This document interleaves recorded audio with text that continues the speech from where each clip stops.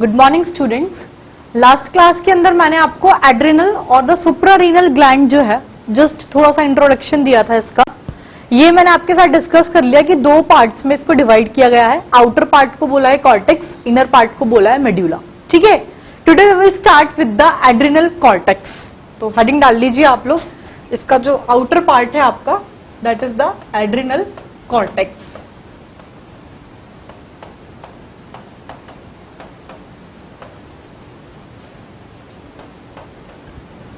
पहले ध्यान से सुन लेना, इसके बारे में मैं कुछ पॉइंट्स आपको बताऊंगी। After that we will start with the writing section. सबसे पहला पॉइंट इसके अंदर ये है, आपके एड्रिनल कॉर्टेक्स इस रीजन के अंदर मोस्टली जो सेल्स प्रेजेंट होती हैं दे ऑल आर फैटी। ठीक है, और आपके इस रीजन को, इस पार्ट को तीन पार्ट्स के अंदर, तीन जोन्स के अंदर डिवाइड किया गया है। और जो मैं सीक्वेंस बता रही हूं आपको इन जोन का, it was from periphery to centre. Periphery समझते हो ना, जैसे ये है सपोज, तो पेरीफेरी से सेंटर की तरफ मैं आपको बता रही हूँ। ठीक है, तो ये जो पार्ट है आपका, it is divided into 3 zones from periphery to centre. एक तो है आपका आउटर जोन, ठीक है, एक है आउटर जोन, एक है आपका मिडिल जोन और एक है आपका इनर जोन।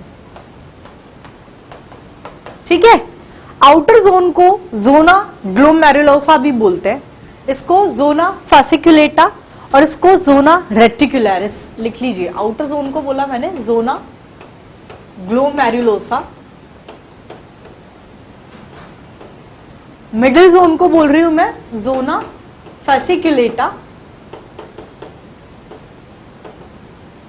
और इनर जोन को मैं बोल रही हूं zona reticularis.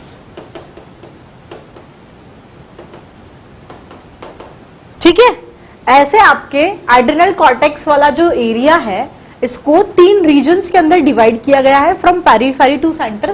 That is the outer zone और the zona glomerulosa, middle zone और the zona fasciculata and the inner zone और द जोना रेटिकुलरिस। ये आउटर, मिडिल और इनर तो याद रह जाएगा, ये वाले जो आपके नाम हैं ये आपको याद रखने पड़ेंगे। तो ऐसे इसको एड्रिनल कॉर्टेक्स को इन 3 पार्ट्स में डिवाइड किया गया है।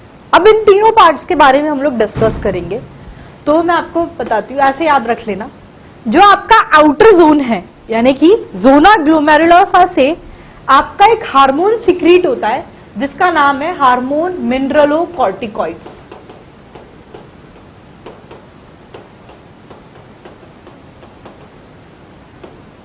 ठीक है, मिनरलोकॉर्टिकॉइड सिक्रीट होता है आपके आउटर जोन से।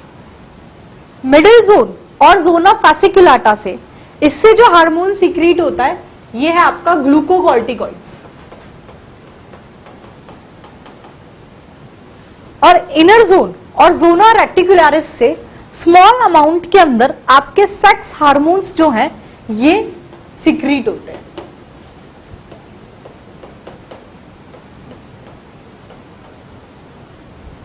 ठीक है, यहां तक की चीज समझ में आ गई कि ये आपके 3 जोन्स में डिवाइड किया है इसे। आपके आउटर जोन से तो मिनरलोकॉर्टिकॉइड सिक्रीट हो रहा है, मिडिल जोन से आपका ग्लूकोकॉर्टिकॉइड्स हार्मोन सिक्रीट हो रहे हैं और इनर जोन से स्मॉल अमाउंट के अंदर सेक्स हार्मोन्स जो हैं ये आपके सिक्रीट होते हैं। ठीक है, अब एक एक पॉइंट, तो इनके तीनों से हार्मोन्स कौन से सिक्रीट होते हैं ये डिस्कस किया। आपका जो मिडिल जोन है, इसके अंदर आपकी मिडिल जोन के अंदर पॉली एंगुलर सेल्स, ठीक है, मिडिल जोन के अंदर आपकी पॉली एंगुलर सेल्स जो होती हैं they are arranged in layers. Layers में ये पॉली एंगुलर सेल्स जो हैं आपके मिडिल जोन के अंदर अरेंज्ड रहती हैं। ठीक है, और इनर जोन के अंदर the cells of this region, इस रीजन की जो सेल्स होती है they are spread to form an network. Spread होती है एक नेटवर्क के फॉर्मेशन के लिए, and they are arranged in layers, और अरेंज्ड होती है ये लेयर्स के अंदर।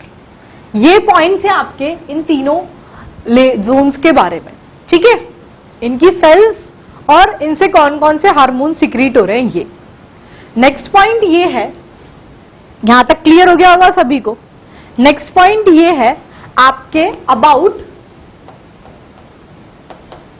40 to 50 हार्मोन्स जो हैं इनका सिंथेसिस होता है एड्रिनल कॉर्टेक्स के अंदर। मतलब एड्रिनल कॉर्टेक्स के अंदर आपके लगभग 40 से 50 हार्मोन्स का सिंथेसिस हो रहा है, ठीक है।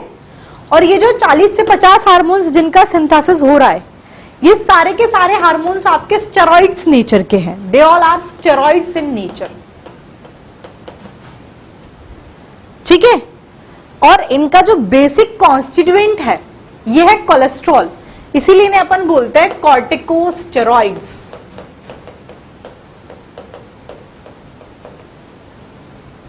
समझ में आ गई ये बात? आपके एड्रिनल कॉर्टेक्स के अंदर अबाउट 40 to 50 हार्मोन्स का सिंथेसिस हुआ, ठीक है। ये जो 40 से 50 हार्मोन्स का सिंथेसिस हो रहा है, ये सारे के सारे स्टेरॉइड्स है नेचर के अंदर। और इनका जो बेसिक कॉन्स्टिट्यूएंट है ये है कोलेस्ट्रॉल, इसीलिए इन्हें बोलते हैं अपन कॉर्टिकोस्टेरॉइड्स, ठीक है। और ये जो 40 से 50 हार्मोन्स का सिंथेसिस हो रहा है ना, इनमें से मात्र आपके 7 से 8 हार्मोन्स ही एक्टिव होते हैं। Out of 40 to 50 hormones, only 7 to 8 hormones are in active stage. Clear?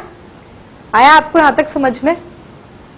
ये एक रिव्यू है। इसके बाद अपने जो हार्मोन्स देखे ना, मिनरलोकॉर्टिकॉइड्स, ग्लूकोकॉर्टिकॉइड्स, सेक्स कॉर्टिकॉइड्स, इनके बारे में हम लोग डिस्कस करेंगे एक एक डिटेल में।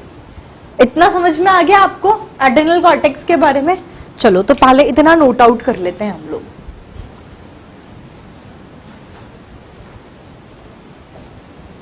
ये ऐसे भी लिख लेना चाहो तो, लिखना चाहो तो, ठीक है। तो लिखिए एड्रिनल कॉर्टेक्स के बारे में। Most of the cells of this part are fatty.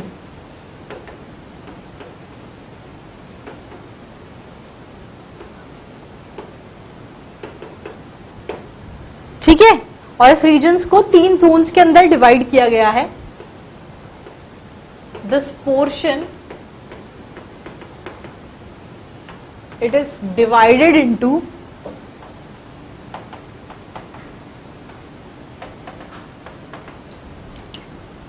3 zones from periphery to center.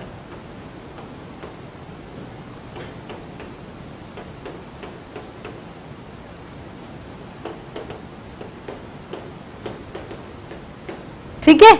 इसमें सबसे पहला जोन मैंने आपको बताया था, ये है आपका आउटर जोन, या फिर इसे एक और जो नाम दिया गया है, it is zona glomerulosa.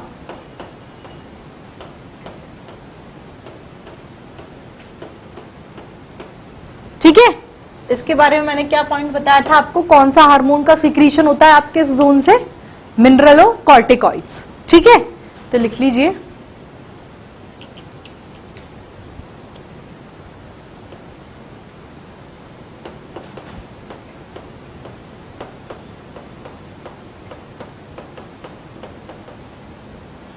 mineralocorticoids hormones are secreted by this zone.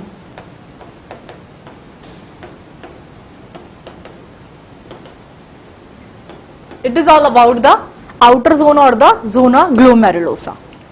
जो दूसरा जोन है आपके एड्रिनल कॉर्टेक्स का, ये है आपका मिडिल जोन, या फिर इसे नाम दिया गया है आपका जोना फैसिकुलेटा।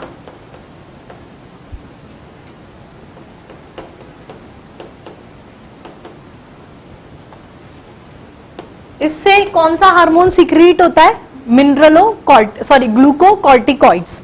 तो दिस जोन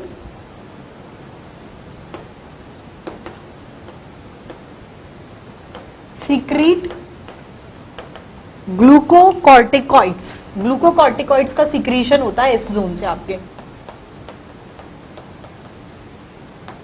नेक्स्ट, मैंने इसके सेल्स के बारे में आपको बताया, तो क्या डिस्कस किया था कि आपकी इस जोन के अंदर पॉलीएंगुलर सेल्स जो हैं, ये आपके लेयर्स में अरेंज्ड होती है। Polyangular cells, they are arranged इन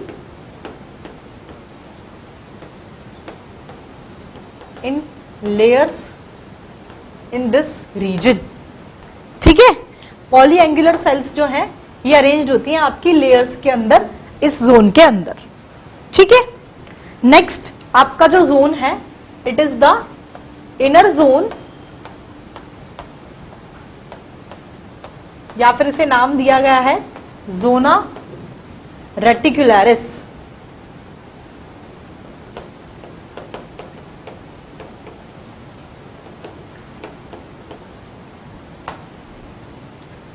इसके बारे में क्या बताया था, इस एरिया के अंदर आपकी जो सेल्स हैं ये स्प्रेड होकर नेटवर्क का फॉर्मेशन करती है and they are arranged in layers.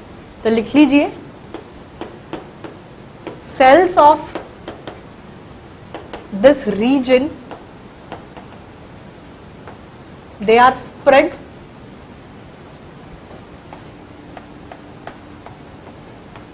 and form network and they are arranged in layers, और layers में arranged होती हैं ये।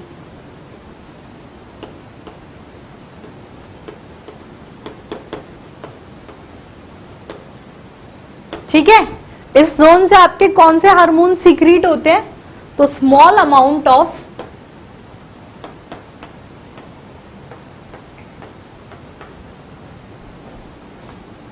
सेक्स हार्मोन्स जो है यहां से आपके सीक्रेट्स होते हैं। Small amount of sex hormone are secreted by this region.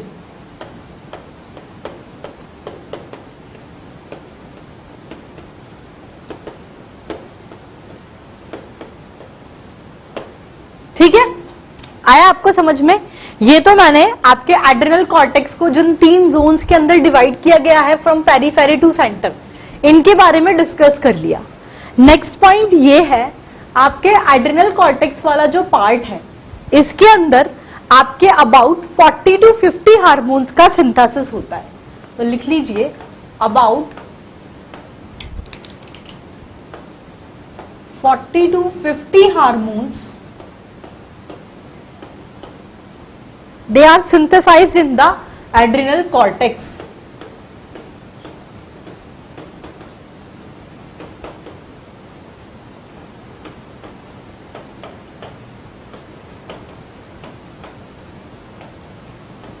ठीक है, 40 से 50 हार्मोन्स का सिंथेसिस होता है आपके एड्रिनल कॉर्टेक्स के अंदर। फिर क्या बताया, ये 40 से 50 हार्मोन्स जो है they all are steroids in nature. They all are, ये आपस में ये कैसे होते हैं नेचर में, they are steroids in nature.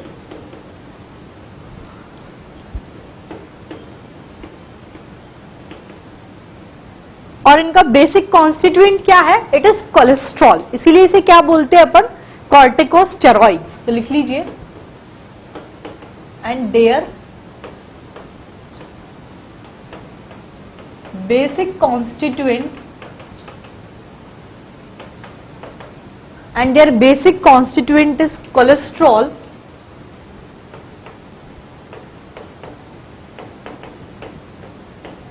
So these are called, इनको बोलते हैं अपन कॉर्टिकोस्टेरॉइड्स।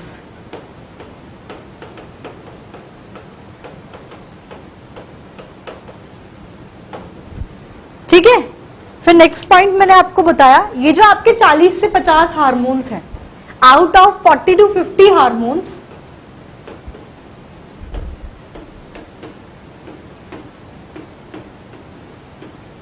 आपके केवल 7 से 8 हार्मोन्स ही एक्टिव होते हैं। Out of 40 to 50 hormones, only 7 to 8 hormones are active.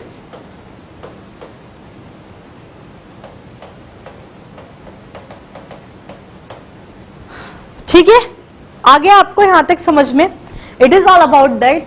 Next अपन ने, मैंने आपको ये बताया ना कि आपके आउटर जोन से, तो इसमें जो की पॉइंट्स जो हैं, आपको एक बार इसमें सिर्फ ये आपको पता है, आउटर जोन से मिनरल और कॉर्टिकॉइड्स रिलीज हो रहा है, मिडिल जोन से आपके ग्लूकोकॉर्टिकॉइड्स रिलीज हो रहे हैं, इनर जोन से आपके सेक्स हार्मोन्स रिलीज हो रहे हैं। ठीक है, ये एड्रिनल कॉर्टेक्स वाले पार्ट से बता रही हूं। तो इन तीनों हार्मोन्स के बारे में अब हम लोग डिस्कस करेंगे। यहां तक समझ में आ गया? चलो इसे हटा दूं मैं, लिख लिया सभी ने?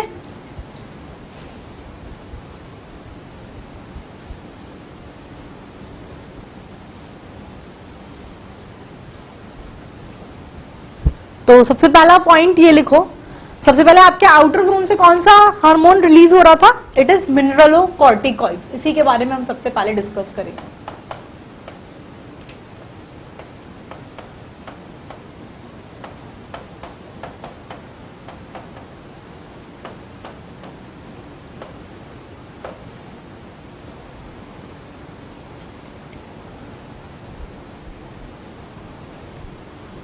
ठीक है, ये जो आपके मिनरलोकॉर्टिकॉइड्स हैं, ये जो कॉर्टिकॉइड्स हैं आपके, they are related with water and electrolyte. ठीक है, किससे रिलेटेड है ये कॉर्टिकॉइड्स? लिख लीजिए, this corticoids they are related with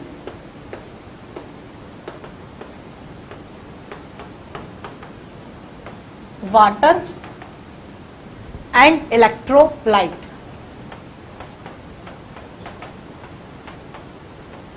इसके ब्रैकेट में लिख लो, आपका सोडियम है, क्लोरीन आयन है एंड पोटेशियम। ठीक है, मिनरलोकॉर्टिकॉइड्स का जो मेन हार्मोन है, main hormone of this group, it is aldosterone. Aldosterone के बारे में डिस्कस करेंगे। लिख लो पहले, main hormone of this category is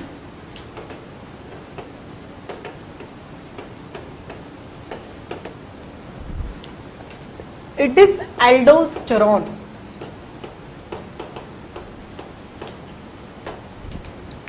ठीक है, अब एल्डोस्टेरॉन के बारे में ही हम लोग डिस्कस करेंगे इसके अंदर। तो एल्डोस्टेरॉन, एक चीज ध्यान रखना, मैं आपको एक डिफरेंस में बता देती हूँ। मिनरलोकॉर्टिकॉइड्स का जो मेन हार्मोन है ना, ये तो है आपका एल्डोस्टेरॉन। और अभी जब मैं ग्लूकोकॉर्टिकॉइड्स पढ़ाऊंगी, ग्लूकोकॉर्टिकॉइड्स से जो मेन हार्मोन निकलता है, इट इज द कॉर्टिसोल।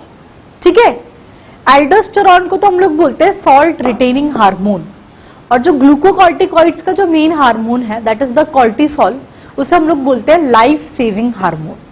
ठीक है, तो मैंने बोला इसमें जो एल्डोस्टेरॉन है, इसके ब्रैकेट में लिख लीजिए, it is the salt retaining hormone. Salt retaining hormone है ये आपका। और ग्लूकोकॉर्टिकॉइड्स जब पढ़ाऊंगी तो उसके अंदर मेन हार्मोन है कॉर्टिसोल, और वो है आपका life saving hormone.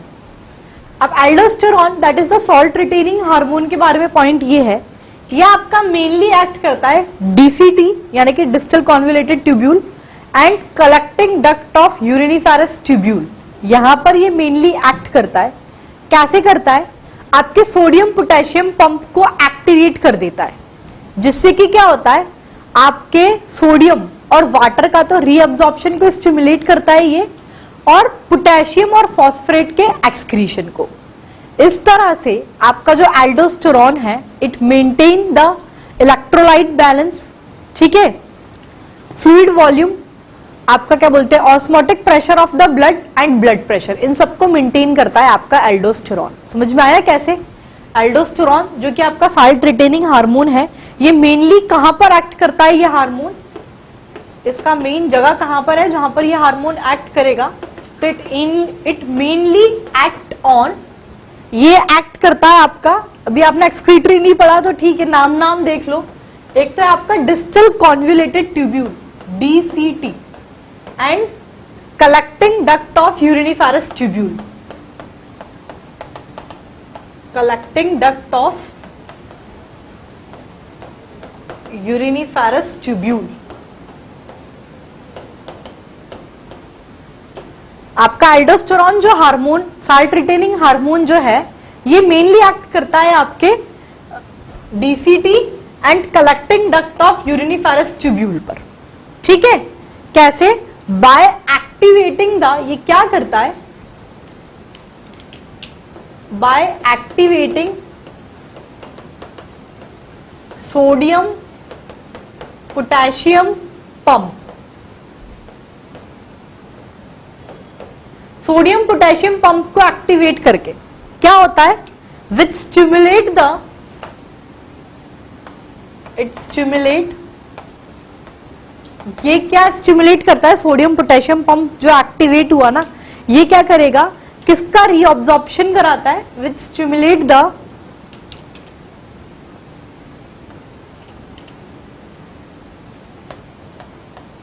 reabsorption, it stimulates the reabsorption of water and sodium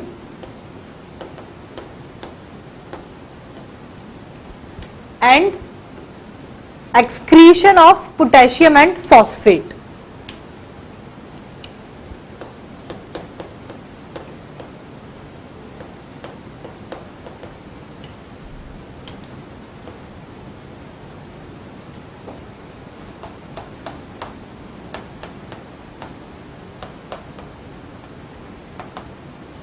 ठीक है, ये कर रहा है आपका aldosterone.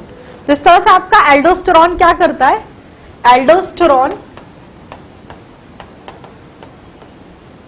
it maintains the electrolyte balance, it maintains electrolyte balance,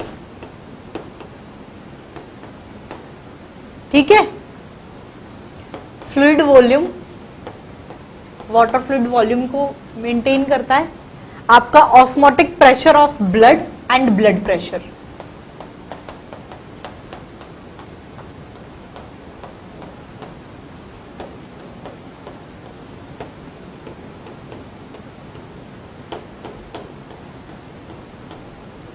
इन सबको मेंटेन करता है आपका एल्डोस्टेरोन।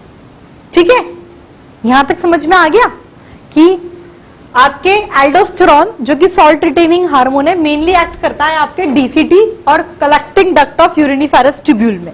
क्या करेगा, सोडियम पोटेशियम पंप को एक्टिवेट कर रहा है, सोडियम पोटेशियम पंप एक्टिवेट करता है। इसकी वजह से ये क्या होता है, reabsorption of water and sodium ये स्टिमुलेट होता है और excretion of potassium and phosphate. ठीक है, पोटेशियम और फॉस्फेट का तो एक्सक्रीशन होता है, वाटर और सोडियम का रीअब्जॉर्प्शन होता है। तो इस तरह से आपका जो एल्डोस्टेरोन है ये electrolyte balance, fluid volume, osmotic pressure of blood and blood pressure इन सबको मेंटेन करता है।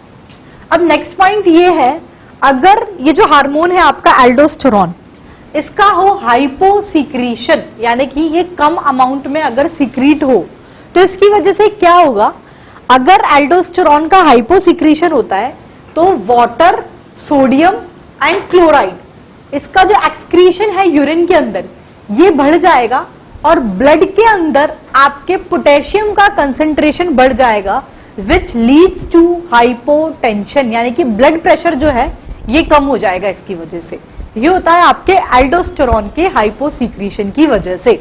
ठीक है, ये आप देख रहे हो ना, ये वाटर और सोडियम का रीअब्जॉर्प्शन करा रहा है ना, तो रीअब्जॉर्प्शन होगा ही नहीं, यानी कि यूरिन के अंदर वाटर, सोडियम और क्लोराइड दोनों का इनका एक्सक्रीशन, एलिमिनेशन जो है ये होगा। ये आपके पोटेशियम का एक्सक्रीशन करा रहा है ना, अब इसका हाइपोसीक्रीशन हो तो पोटेशियम आपके इसका एक्सक्रीशन नहीं होगा, तो यानी कि ब्लड में इसका कंसंट्रेशन बढ़ जाएगा। तो डेफिनेटली इसकी वजह से क्या होता है, hypotension, that is low blood pressure. Hyposecretion of aldosterone is responsible for the hypotension, that is the low blood pressure. Clear to everybody, ये लिख लिया सभी ने? चलिए नेक्स्ट यही लिख लो, इसके हाइपोसीक्रीशन से क्या हो रहा है।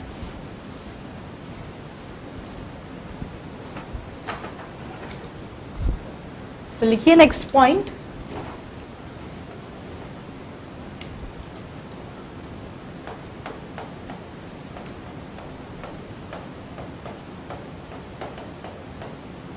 हाइपोसीक्रीशन ऑफ एल्डोस्टेरोन। एल्डोस्टेरोन के हाइपोसीक्रीशन से क्या हो रहा है, जिसका रीअब्जॉर्प्शन करा रहा था वो अब यूरिन में एक्सक्रीट हो जाएगा। तो hyposecretion of aldosterone leads to elimination of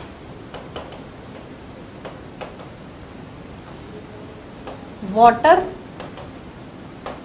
sodium and chloride in urine. ये तो आपके यूरिन के अंदर एलिमिनेट हो जाएंगे एंड आपका जो पोटेशियम है इट एक्यूमुलेट इन ब्लड।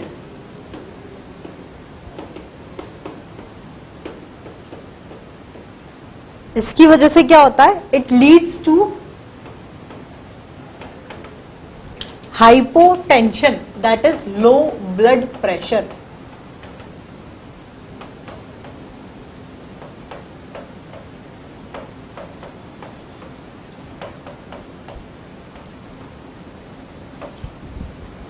आ गया आपको समझ में?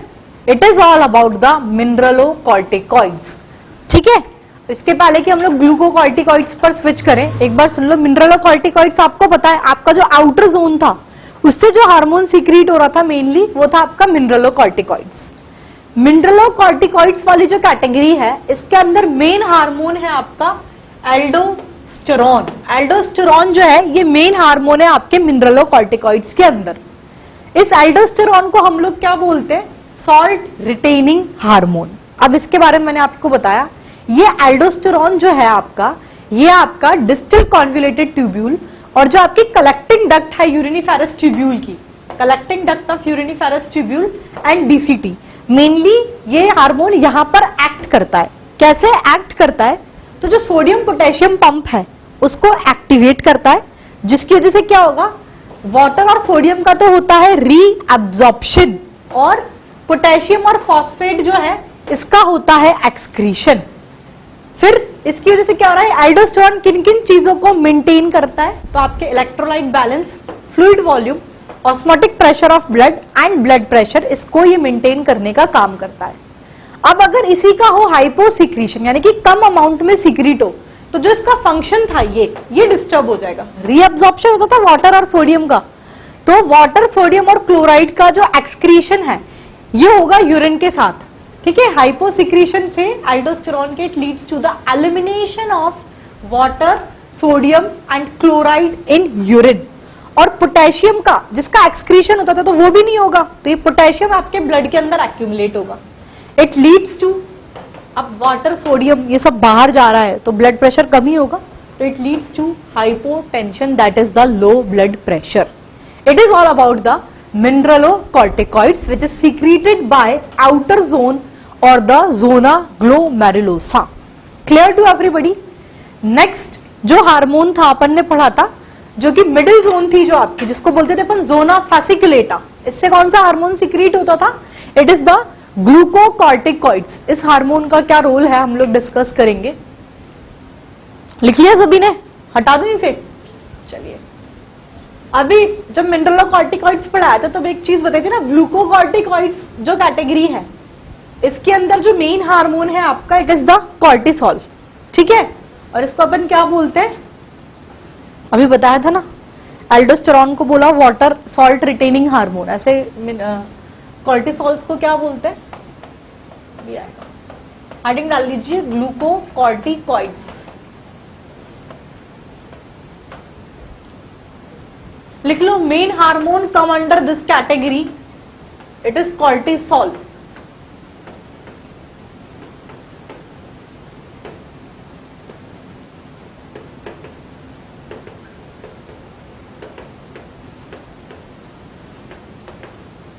ये मेन हार्मोन है इस कैटेगरी का, इट इज कॉर्टिसोल। इस कॉर्टिसोल के ब्रैकेट में लिख लीजिए, it is the life saving hormone. Cortisol को हम लोग बोलते हैं लाइफ सेविंग हार्मोन। ठीक है, अब इसके फंक्शंस अगर हम लोग डिस्कस करें तो सबसे पहला इसका रोल आपके मेटाबॉलिज्म पर क्या है ये आप देख लो। ठीक है, मेटाबॉलिज्म, मेटाबॉलिज्म में भी हम लोग कार्बोहाइड्रेट मेटाबॉलिज्म डिस्कस करेंगे। ठीक है, फैट के अंदर डिस्कस करेंगे और प्रोटीन के अंदर डिस्कस करेंगे।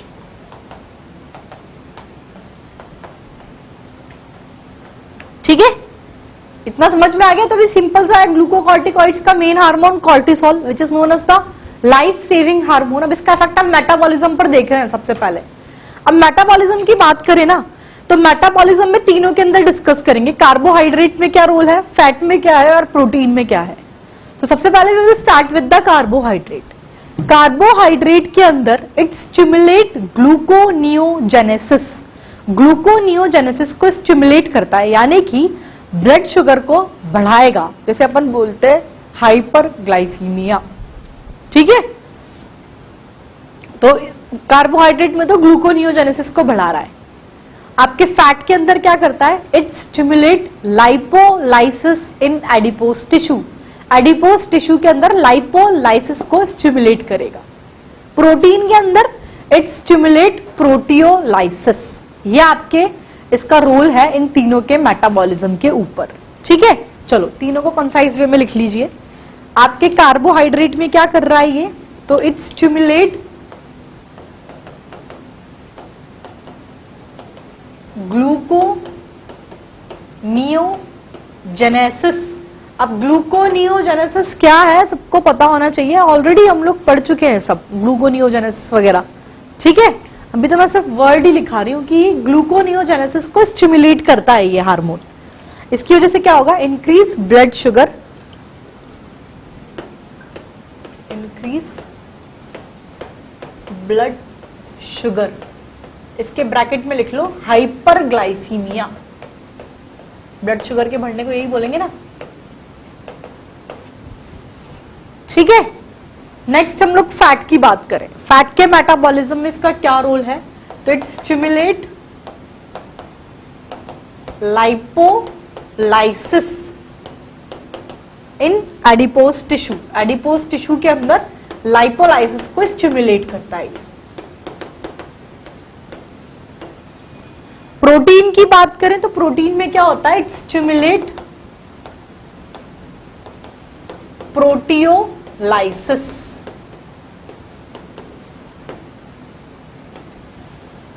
ठीक है, ये तो हम लोगों ने मेटाबॉलिज्म में देख लिया।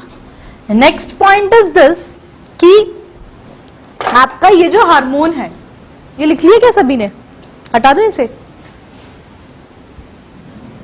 नेक्स्ट पॉइंट ये है, मैं दो टर्म यूज कर रही हूं इसे, एक तो अपन इम्यूनो सप्रेसिव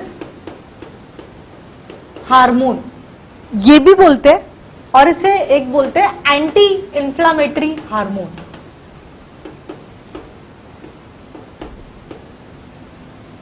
एंटी इंफ्लामेटरी और इम्यूनो सप्रेसिव हार्मोन। अब इसको एक्सप्लेन, एंटी इंफ्लामेटरी क्यों, क्योंकि ये आपके WBC और कोलेजन फाइबर का जो प्रोडक्शन होता है टिश्यू में उसको प्रिवेंट करता है, जो कि आपके डिजीज यानी कि एडिमा और ये जो रूमेटिज्म है इसके अंदर यूज आता है। ठीक है, इसको मैंने बोला इम्यूनो सप्रेसिव। इम्यूनो सप्रेसिव कैसे, तो ये जो हार्मोन जो होता है आपका, इट चेक द, ये आपके क्या करता है, जो इम्यूनिटी का जो करेक्शन है आपके एंटीबॉडीज, यानी कि जो आपके एलर्जीज जो होती है ना आपकी, उनकी ट्रीटमेंट के अंदर इस हार्मोन का रोल है। प्लस अभी आजकल जो ऑर्गन ट्रांसप्लांटेशन है इसके अंदर इसको यूज में लेते हैं। ठीक है, एक इसका रोल आपके maintain the cardiovascular system and kidney function, इनको रेगुलेट करने में भी इस हार्मोन का आपका रोल है। ठीक है, कुछ की पॉइंट्स याद रख लेना। एक तो इसका मेन जो की पॉइंट्स है, life saving hormone, immuno suppressive hormone, anti inflammatory hormone. ये तो तीन बोल्ड अक्षर में लिख लेना, इन्हें अंदर का डिटेलिंग तो हम लोग जब पढ़ेंगे तो समझ में आ जाता है। फिर मेटाबॉलिज्म में क्या रोल है ये बता दिया। दूसरा, ये आपके कार्डियोवास्कुलर फंक्शंस और किडनी फंक्शंस को रेगुलेट करता है। ठीक है, आया इतना समझ में? चलो पहले इतना नोट कर लो एक बार।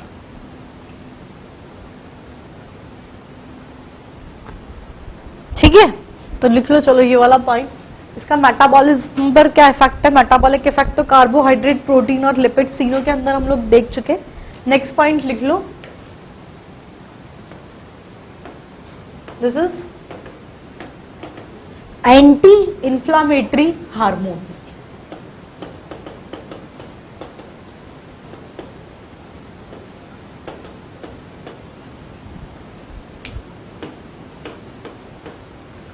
एंटी इंफ्लामेटरी कैसे, कैसे मतलब ये एंटी इंफ्लामेटरी हार्मोन कैसे है, तो लिख लीजिए क्या करता है ये, दिस प्रिवेंट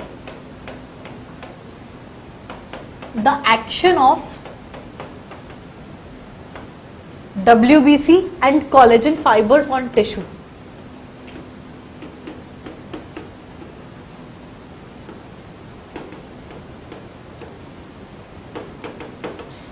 ठीक है, इसके एक्शन को प्रिवेंट करता है ये टिश्यू पे। सो यूज्ड इन डिजीज,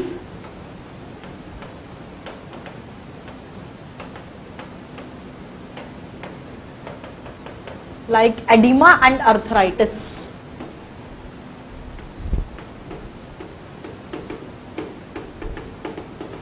Rheumatism. ठीक है, तो एक पॉइंट है ये आपका anti inflammatory hormone. Next point क्या था, ये है आपका इम्यूनो सप्रेसिव।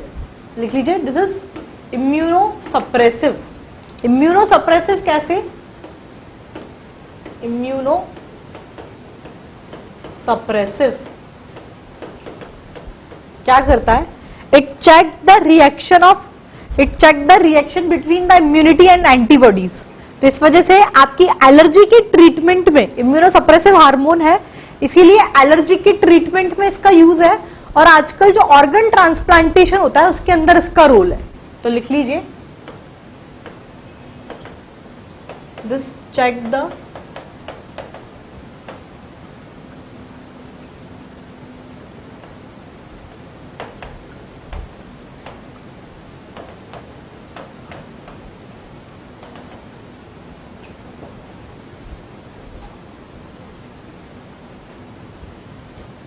छोड़ो सीधा, it is immuno suppressive hormone है, ये लिख लेना। ये it is used in the treatment of allergy. Allergy के ट्रीटमेंट में इसका रोल है।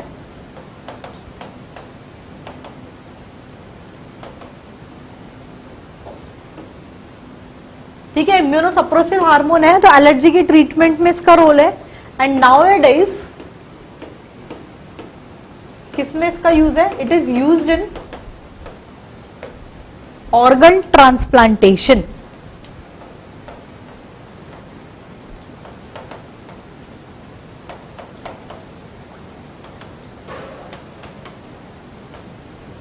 फिर एक मैंने बताया था ये आपके कार्डियोवैस्कुलर फंक्शन और किडनी फंक्शन को भी रेगुलेट करता है। तो लिख लीजिए, this hormone it regulates cardiovascular function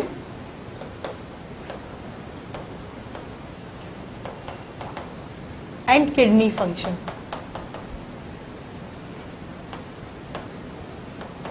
और एक और जो रोल है आपके इस हार्मोन का, it stimulate the RBC production. RBC production को भी स्टिमुलेट करता है आपका कॉर्टिसोल।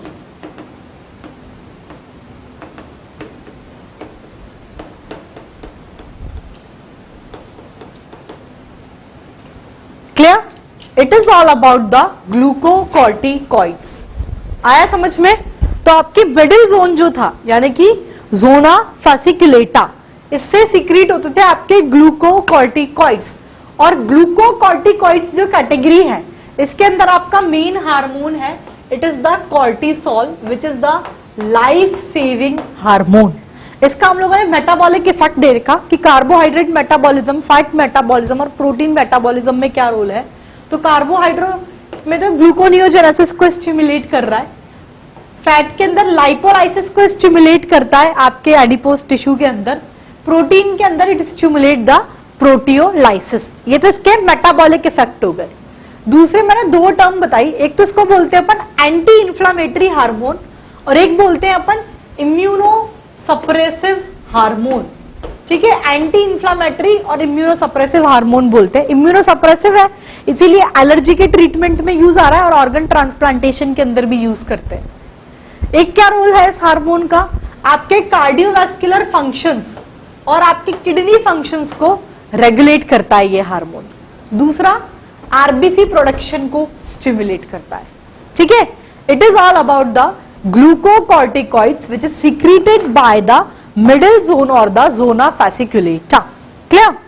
नेक्स्ट जो है ये है आपके सेक्स हार्मोन्स, जो कि आपका जो इनर जोन था that is the zona reticularis, उससे सीक्रेट होते थे, वो हम लोग डिस्कस करेंगे। ये लिख ही लिया होगा सभी ने, है ना? पूछने से फायदा नहीं, हटा ही दिया है। चलिए तो हेडिंग डाल दीजिए आप लोग। नेक्स्ट, इनर जोन से जो हार्मोन सीक्रेट होते थे आपके that is the sex hormones, इन्हें यहां पर बोलिए सेक्स कॉर्टिकॉइड्स या फिर गोनेडोकॉर्टिकॉइड्स।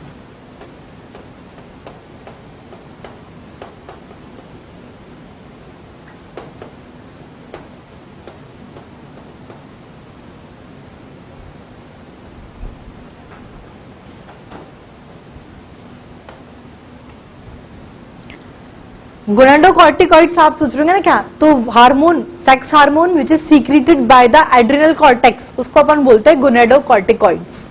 ठीक है, और ये आपको पता ही है बहुत ही माइन्यूट क्वांटिटी के अंदर, कम अमाउंट के अंदर ये आपके जोना रेटिकुलरिस से सीक्रेट होते हैं। इसमें सेक्स हार्मोन में जो आपका मेल हार्मोन है ये तो है आपका एंड्रोजन, और फीमेल हार्मोन है इसके अंदर it is oestrogen.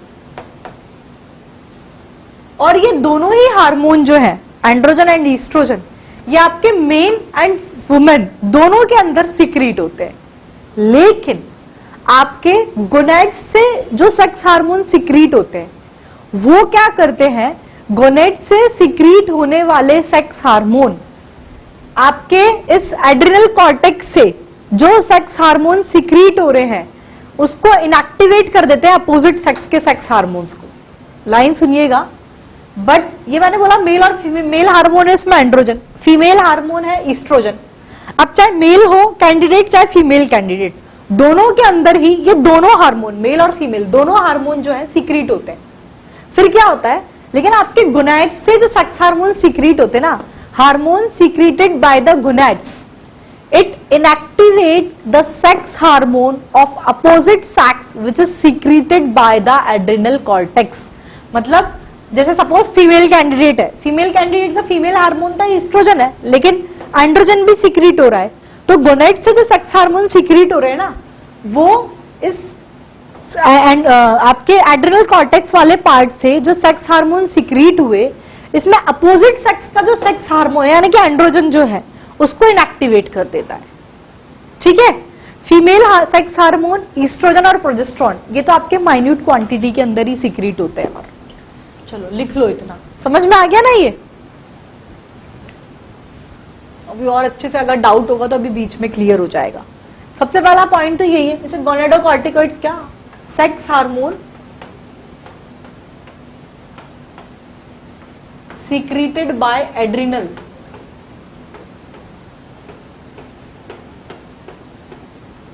It is called गोनेडोकॉर्टिकॉइड्स।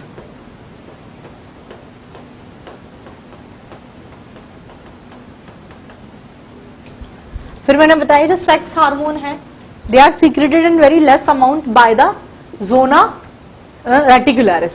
ठीक है, तो लिख लीजिए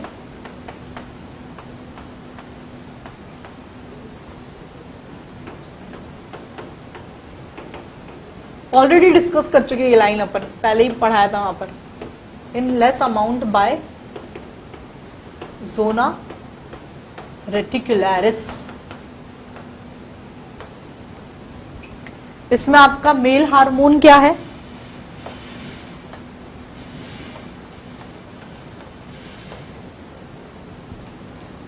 मेल हार्मोन इज एंड्रोजन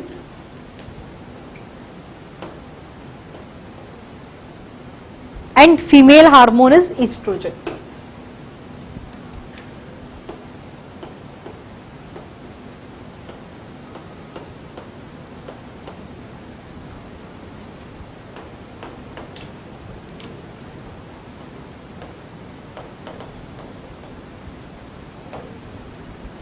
फिर मैंने आपको बताया दोनों ही हार्मोन्स जो हैं they are secreted in both man and women.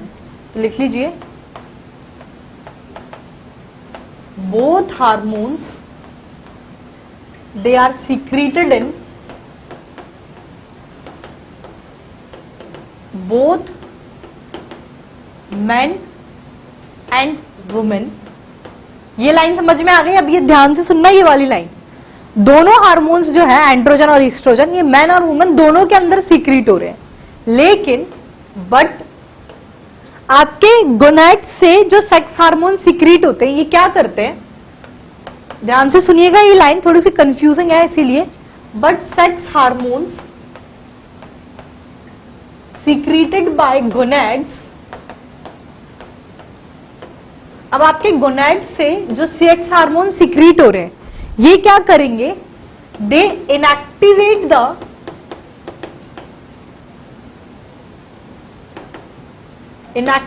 The sex hormone of opposite sex के सेक्स हार्मोन को इनएक्टिवेट कर देते हैं, जो कि आपके ये एड्रिनल से सीक्रेट होते हैं, ठीक है। But sex hormone secreted bye gonads, they inactivate the sex hormone of opposite sex which is secreted by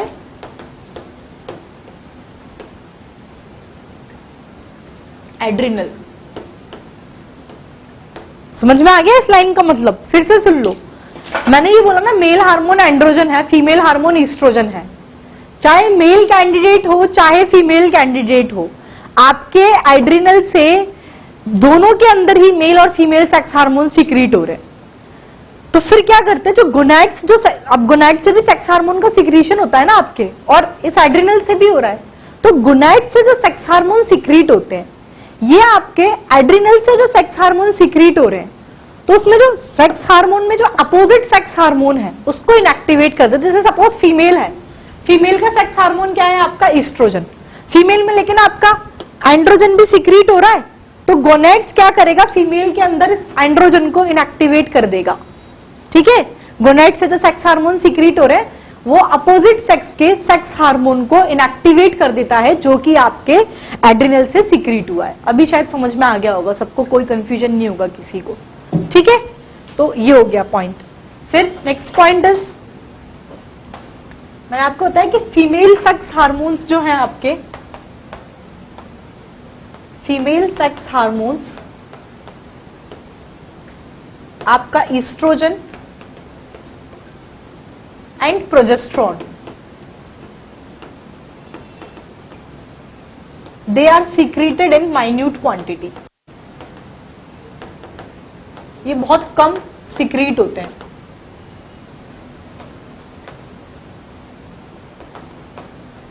ठीक है। एक दो पॉइंट्स और रहते हैं इसके अंदर, वो हम लोग डिस्कस करेंगे, तब तक आप इसे नोट कर लो। फिर ये सेक्स हार्मोन्स हो गए, एड्रिनल कॉर्टेक्स वाला पार्ट कंप्लीट हो जाएगा। फिर जो इनर पार्ट था इसका, that is the adrenal medulla, ये हम लोग डिस्कस करेंगे।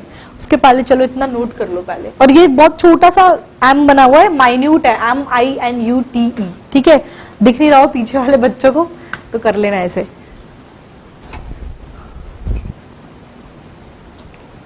ठीक है। आया इतना समझ में?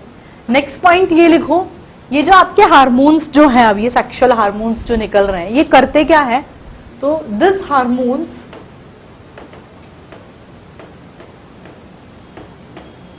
दे स्टिमुलेट मसल्स। इनका फंक्शन क्या है? दे स्टिमुलेट मसल्स, एक्सटर्नल जेनाइटेलिया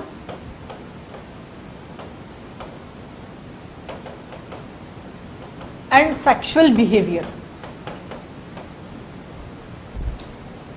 आपके जो सेक्स हार्मोन्स का जो सिक्रीशन होता है, ये इनका फंक्शन क्या है?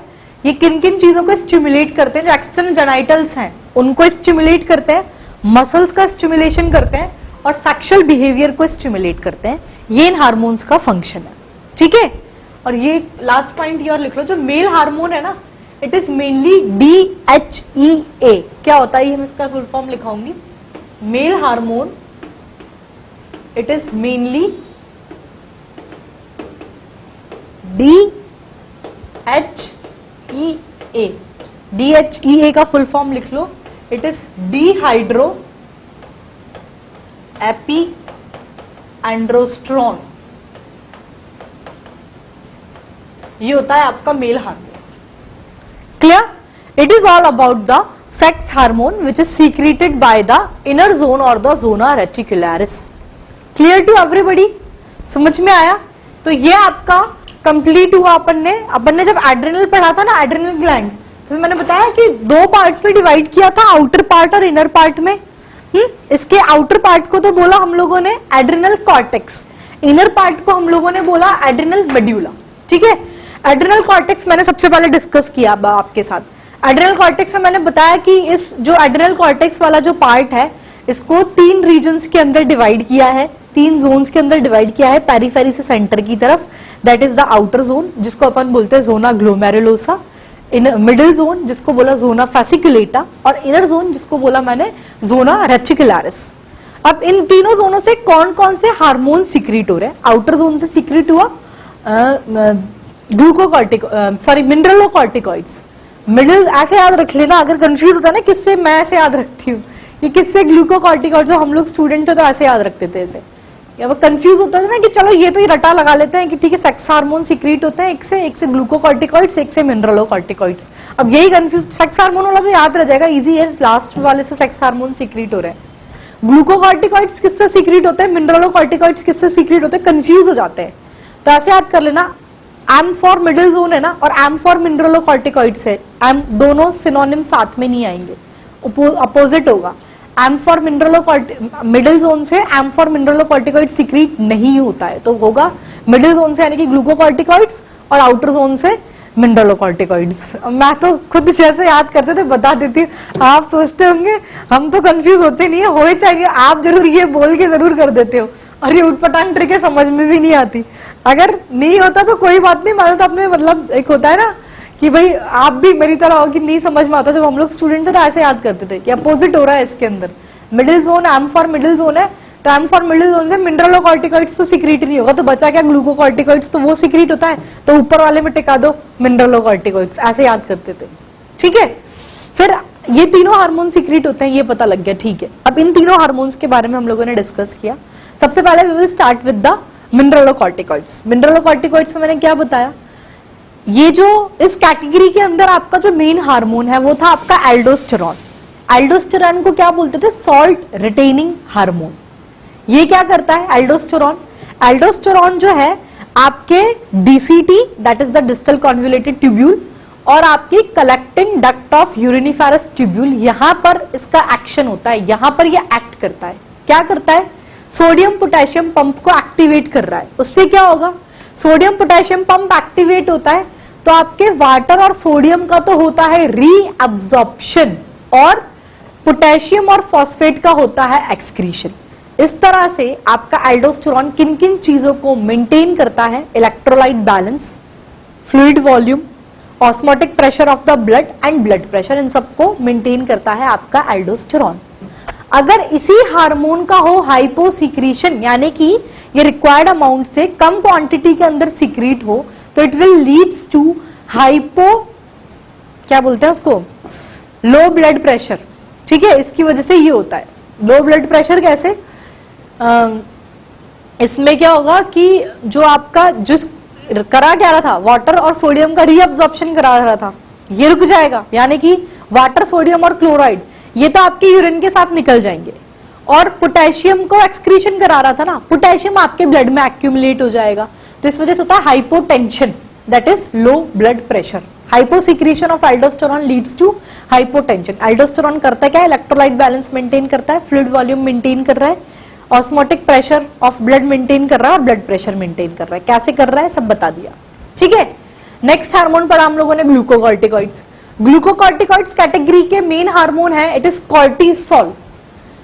एल्डोस्टेरॉन को बोला मैंने सॉल्ट रिटेनिंग हार्मोन, कॉर्टिसोल जो है इसको बोलते हैं लाइफ सेविंग हार्मोन। अब कॉर्टिसोल से ना 3 पॉइंट धड़ माइंड में क्लिक होने चाहिए, life saving hormone, immuno suppressive hormone and anti inflammatory hormone. ये हार्मोन एक तो इम्यूनो सप्रेसिव है, इम्यूनो सप्रेसिव इसलिए एलर्जी की ट्रीटमेंट में काम ले रहे हैं, ऑर्गन ट्रांसप्लांटेशन में इसका यूज है। एंटी इंफ्लामेटरी है तो डिजीज जो है एडिमा और इन सब में इसका रोल है। ठीक है, मेटाबॉलिज्म पे क्या इफेक्ट है, तो कार्बोहाइड्रेट, फैट और प्रोटीन तीनों का अलग अलग पड़ा। कार्बोहाइड्रेट में ग्लूकोनियोजेनेसिस को स्टिमुलेट कर रहा है, फैट के अंदर लाइपोलाइसिस को स्टिमुलेट कर रहा है एडिपोज टिश्यू में, प्रोटीन के अंदर प्रोटियोलाइसिस को स्टिमुलेट कर रहा है। मेटाबॉलिज्म हो गया, कॉर्टिसोल लाइफ सेविंग हार्मोन हो गया, एंटी इंफ्लामेटरी हो गया, इम्यूनो सप्रेसिव हो गया। दूसरा, ये आपके कार्डियोवास्कुलर फंक्शंस और किडनी फंक्शंस को भी रेगुलेट करता है। और पांचवा इसका जो वर्क था, ये आपके क्या कर रहा है, आरबीसी के प्रोडक्शन को स्टिमुलेट कर रहा है। ये पूरा हो गया अपने ग्लूकोकॉर्टिकॉइड्स के बारे में। नेक्स्ट इनर जोन बचा। अब एड्रिनल कॉर्टेक्स में इनर जोन से कौन सा हार्मोन सीक्रेट हो रहे थे, सेक्स हार्मोन्स। तो एड्रिनल से जो सेक्स हार्मोन सीक्रेट होते हैं इसे हम बोलते हैं गोनेडोकॉर्टिकॉइड्स। फिर मैंने बताया कि मेल हार्मोन, और ये पहले ही बताया था कि सेक्स हार्मोन्स जो सीक्रेट हो रहे हैं बहुत कम क्वांटिटी के अंदर सीक्रेट होते हैं बाय जोना रेटिकुलरिस। फिर बताया मेल हार्मोन को बोला एंड्रोजन, फीमेल हार्मोन को बोला ईस्ट्रोजन। ये मेल और फीमेल दोनों ही हार्मोन, मेल और फीमेल दोनों में सीक्रेट होते हैं, लेकिन गोनैड से जो सेक्स हार्मोन सीक्रेट होते हैं वो क्या करते हैं, आपके एड्रिनल से जो सेक्स हार्मोन सीक्रेट हो रहे हैं उसमें उसके अपोजिट सेक्स हार्मोन को इनएक्टिवेट कर देता है। ठीक है, फीमेल सेक्स हार्मोन ईस्ट्रोजन और प्रोजेस्टेरोन बहुत ही कम क्वांटिटी के अंदर सीक्रेट होते हैं। मेल सेक्स हार्मोन को हम DHEA, it is mainly DHEA, that is the dehydro and epi androsterone. फिर मैंने बताया था ये जो हार्मोन्स है, सेक्स हार्मोन्स, इनका रोल क्या है, क्या करते हैं, मसल्स को स्टिमुलेट करते हैं, सेक्सुअल बिहेवियर को स्टिमुलेट करते हैं, और एक्सटर्नल जेनाइटेलियास, इनको स्टिमुलेशन का इनका रोल है। Clear? It is all about the adrenal cortex. Outer part पूरा कवर हो गया। Next we will start with the inner part of the adrenal gland, that is the adrenal medulla. ठीक है, क्या मैंने आपको कल की क्लास में बताया था ना, एड्रिनल ग्लैंड ओरिजिन क्या है, इट इज एक्टोमीजोडर्मल इन ओरिजिन। इसमें से जो आपका ये था मेड्यूला वाला पार्ट, ये किससे डेवलप होता था, न्यूरल एक्टोडर्म ऑफ एम्ब्रियो से, और कॉर्टेक्स वाला पार्ट मीजोडर्म से। तो लिखो पहले, ध्यान है कि नहीं ध्यान है, कल ही बताया था क्लास में। चलो हेडिंग डाल लीजिए, एड्रिनल मेड्यूला। सबसे पहले मैं इसका ओरिजिन के बारे में बात करूंगी, जो आपको ऑलरेडी पता है, ऑलरेडी डिस्कस कर चुके, पर फिर भी यहां पर एक बार लिख लो। तो इट इज डेवलप्ड फ्रॉम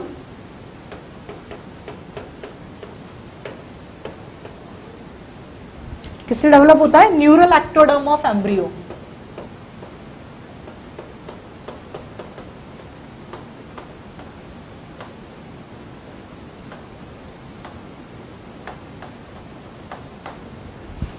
ठीक है, next point, adrenal medulla neural ectoderm of embryo से ही हो रहा है। इसके स्ट्रक्चर के बारे में, ओरिजिन देख लिया, अब एड्रिनल मेड्यूला का स्ट्रक्चर देखो, ध्यान से सुनिएगा। अब पहले तो एक लाइन लिख लो, उसके बाद इसको एक्सप्लेन करूंगी। एड्रिनल मेड्यूला जो है, इट कंसिस्ट ऑफ, इसमें क्या होती है देखो, it consist of rounded group of relatively large and granular cell।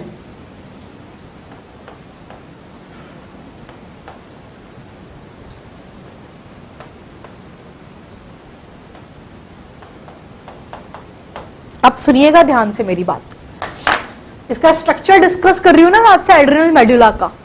तो आपके एड्रिनल मेड्यूला जो स्ट्रक्चर है, इसके अंदर जो सेल्स हैं, ये बता रही हूं कैसी होती हैं।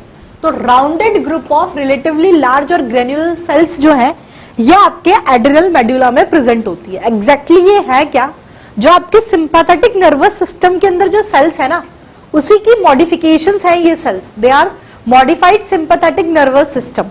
कैसे, सिंपैथेटिक नर्वस सिस्टम में जो सिंपल आपकी जो नॉर्मल वो थे ग्लैंड्स, उसकी जगह पर ग्लैंडुलर सेल्स से वो उसका वो हो जाता है, उसकी जगह पर, मतलब नॉर्मल प्रोसेस की जगह पर ग्लैंड्स की तरह एक्ट करने लग जाएंगी वो सेल्स। उसी का मॉडिफिकेशन है इसमें जो सेल्स प्रेजेंट होती हैं। समझ में आया? मैंने बोला adrenal medulla it consist of rounded group of relatively large and granular cell. ये क्या है, ये जो सेल्स मैंने बताई ना, ये कैटेगरी सेल्स की, ये एग्जैक्टली आपके जो सिंपैथेटिक नर्वस सिस्टम के अंदर जो सेल्स थी, उन्हीं का ही मॉडिफिकेशन है। होता क्या है, नॉर्मल प्रोसेस की जगह पर ग्लैंडुलर प्रोसेस उसकी जगह पर आ जाते हैं। ठीक है, ज्यादा ग्लैंड्स की तरह एक्ट करने लग जाती हैं ये सेल्स। समझ में आ गया? इतना ही पॉइंट है, लिख लीजिए। It is modified sympathetic nervous system, जो क्या करेगा, it is modified sympathetic nervous system in which normal process is lost. Normal process तो खत्म हो गए, एंड एसोसिएटेड विद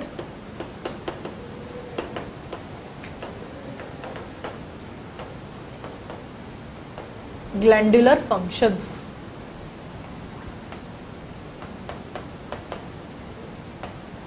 ठीक है, ये है आपके इसके स्ट्रक्चर के बारे में एड्रिनल मेड्यूला के। नेक्स्ट पॉइंट, चलो ऑरिजिन डिस्कस कर लिया, इसका स्ट्रक्चर भी मैंने डिस्कस कर लिया, किस तरह की क्या सेल्स हैं क्या नहीं है। इससे आपके जो हार्मोन्स जो हैं, एड्रिनल मेड्यूला से दो टाइप के आपके हार्मोन सीक्रीट होते हैं। इन दो हार्मोन्स को कलेक्टिवली हम बोलते हैं कैटेकोलामाइंस। कैटेकोलामाइंस बोलते हैं जो हार्मोन्स इससे, मतलब दो हार्मोन्स जिससे सीक्रीट होंगे, एक तो होगा आपका नॉर एड्रिनलिन और एक होता है एड्रिनलिन। ठीक है, एपिनेफ्रिन और नॉर एपिनेफ्रिन बोलते हैं जिन्हें। ये दो हार्मोन सीक्रीट होते हैं और इनको कलेक्टिवली हम बोलते हैं कैटेकोलामाइंस। ये करते क्या है, कैटेकोलामाइंस का वर्क क्या है, आपके ग्लाइकोजन, लिपिड और प्रोटीन इनका ब्रेक डाउन कराना। ठीक है, ये आपके इनका रोल है इन हार्मोन्स का। ठीक है, अब इसमें अपन एड्रिनलिन यानी कि आपका एपिनेफ्रिन, इसको इमरजेंसी हार्मोन भी बोलते हैं, और नॉन एड्रिनलिन, इन दोनों को ही डिटेल में डिस्कस करेंगे। ठीक है, तो इतना समझ में आ गया आपको? चलो पहले इतना नोट कर लो, फिर हार्मोन्स के बारे में लिखेंगे।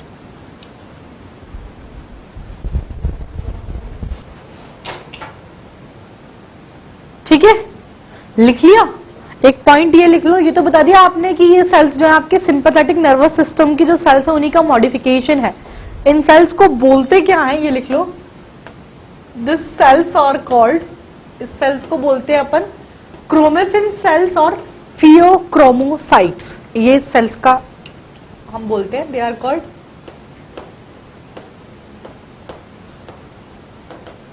क्रोमेफिन सेल्स या फिर फियोक्रोमोसाइट्स।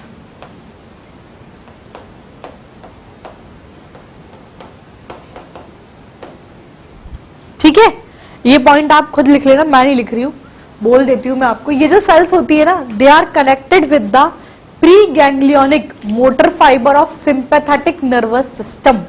ये जो आपकी क्रोमेफिन सेल्स हैं, ये आपके सिंपैथेटिक नर्वस सिस्टम के प्री गैंग्लियोनिक मोटर फाइबर्स जो होते हैं उनसे कनेक्टेड रहती है, इसलिए they are discuss together as a sympathetico adrenal system.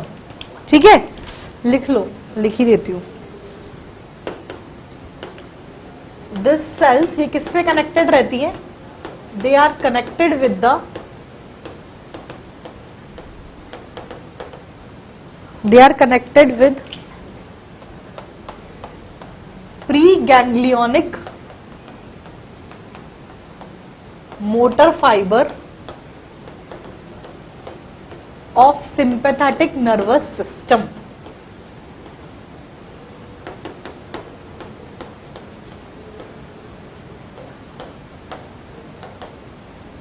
Clear?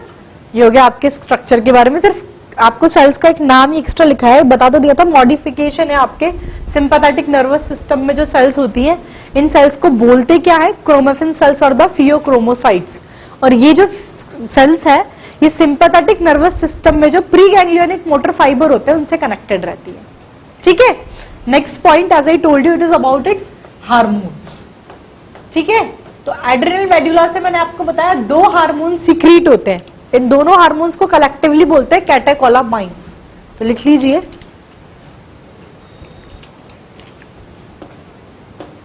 To hormones are produced by this part, एक तो है आपका एपिनेफ्रिन, एक है आपका नॉर एपिनेफ्रिन। ठीक है, they are produced by this part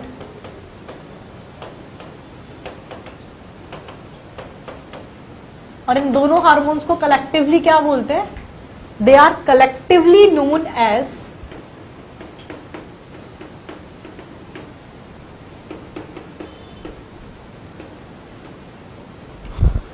इसको बोलते हैं अपन कैटेकोलामाइंस।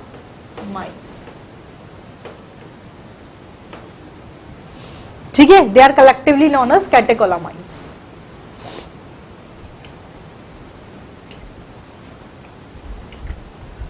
ठीक है, और ये जो कैटेकोलामाइंस मैंने बोला इन दोनों हार्मोन्स को कलेक्टिवली, इसका फंक्शन क्या है ये लिख लीजिए, दे स्टिमुलेट द, ये क्या करते हैं, दे stimulate breakdown of glycogen, glycogen के ब्रेकडाउन को स्टिमुलेट करेंगे, ग्लाइकोजन के ब्रेकडाउन का स्टिमुलेशन करेंगे, यानी कि that is blood sugar increases, यानी कि हाइपर ग्लाइसीमिया होगा। ठीक है, तो ब्रेकडाउन ऑफ ग्लाइकोजन, और क्या करते हैं, ब्रेकडाउन ऑफ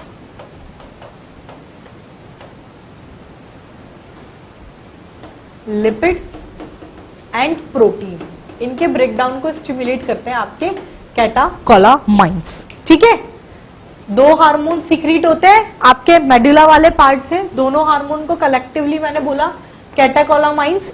इनका function, it stimulate the breakdown of glycogen, lipid and protein. Clear? अब जो दो हार्मोन्स है ना, उसको अलग अलग हम लोग डिस्कस करेंगे। जो सबसे पहला हार्मोन है आपकी इस कैटेगरी के अंदर, इट इज एड्रेनलिन और एपिनेफ्रिन, जिसे हम लोग इमरजेंसी हार्मोन के नाम से भी जानते हैं। ठीक है, तो लिख लिया ये सभी ने, हटा दो इसे। चलिए हेडिंग डाल लीजिए आप लोग, एड्रेनलिन और द एपिनेफ्रिन, और इसके ब्रैकेट में लिख लीजिए it is the emergency hormone.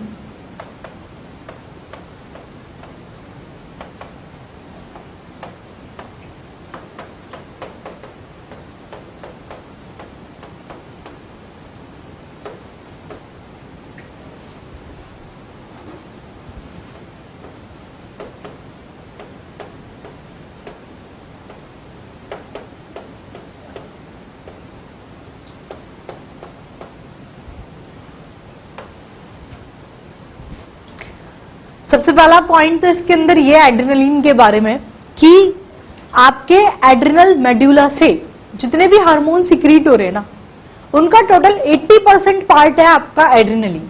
ठीक है, it is the 80% part of the total hormone secreted by the adrenal medulla. दूसरा पॉइंट जो मैंने इसके ब्रैकेट में लिखा है, इमरजेंसी हार्मोन बोला है ना, तो ये हार्मोन क्या करता है, it prepare the body to face unavoidable emergency situations. मतलब अब इमरजेंसी सिचुएशंस जो होती है उसको फेस करने के लिए ये आपकी बॉडी को प्रिपेयर करता है, इस वजह से इसे अपन ने इमरजेंसी हार्मोन भी बोला। फिर इसके फंक्शंस क्या क्या हैं ये हम लोग डिस्कस करेंगे। इसके पहले आप इतने पॉइंट लिख लीजिए। तो सबसे पहला point, it is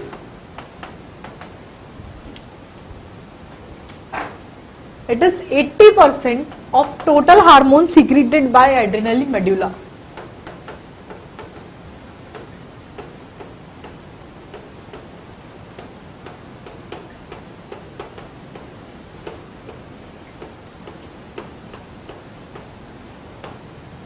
adrenal medulla से सीक्रेट होने वाले हार्मोन का टोटल 80% पार्ट है आपका एड्रेनलिन। ठीक है, इसका दूसरा पॉइंट, इसको मैंने क्या बोला, इमरजेंसी हार्मोन। तो ये क्या करता है, तो इट प्रिपेयर्स द बॉडी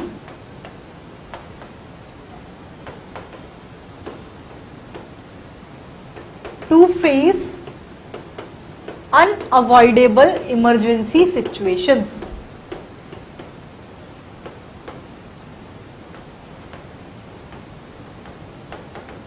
ठीक है, ये करता है आपका एड्रेनलिन हार्मोन। नेक्स्ट, इसके फंक्शंस क्या क्या है, ठीक है, ये हम लोग डिस्कस करेंगे। हेडिंग डाल लीजिए, फंक्शंस ऑफ एड्रेनलिन। ऑलमोस्ट 8 से 9 फंक्शंस जो है इसके हम लोग डिस्कस करते हैं। सबसे पहला फंक्शन जो है इसका, ये क्या करता है, it increase the alertness and प्यूपिल dilation. प्यूपिल पता है अब आपको, आई पूरा पढ़ चुके अपन, तो प्यूपिल डायलेशन और अलर्टनेस जो होती है इसको इंक्रीज करता है आपका ये हार्मोन। तो लिख लो सबसे पहला पॉइंट, इसका फंक्शन क्या है, it increase alertness. Emergency hormone है ना, तो एकदम अलर्टनेस जो है उसको बढ़ा रहा है। और आपने देखा होगा एकदम से आप चौंक जाते तो ऐसा आंखें ऐसे नहीं होती एकदम, तो प्यूपिल डायलेशन इसको इंक्रीज करता है। It increase alertness and pupillary dilation.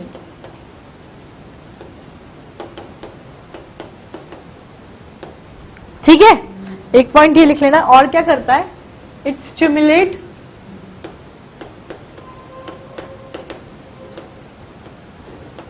Contraction of, किसके अंदर कॉन्ट्रैक्शन कराता है, इरेक्टर पिलाई मसल्स जो होती है आपके हेयर्स की, उनके अंदर कॉन्ट्रैक्शन कराता है ये। It stimulate contraction of erector पिलाई muscles of hair.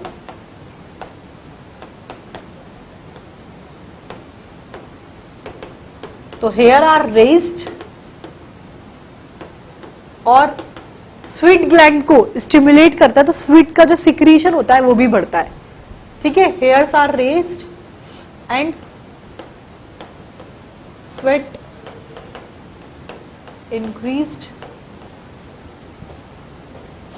due to stimulation of sweat glands। ये तो इसका पहला फंक्शन हो गया। ठीक है, क्या कर रहा है, अलर्टनेस और प्यूपिलरी डायलेशन मेन की पॉइंट है, इसको इंक्रीज करता है।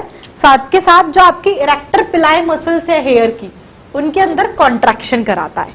ठीक है, नेक्स्ट इसका जो फंक्शन है आपका, ये क्या है, आपकी जो हार्ट बीट होती है, आपको डर लगता है, फिर एकदम से शॉक लगता है ना कि कुछ ऐसा हो गया, दिल तेजी से धड़कने लगता है, तो हार्ट बीट को बढ़ाता है।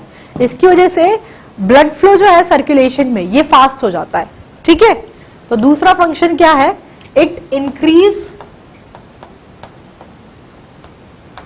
Heart beat.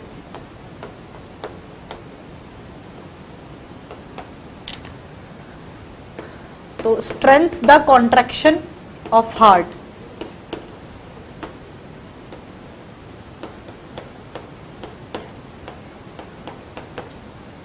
And circulation.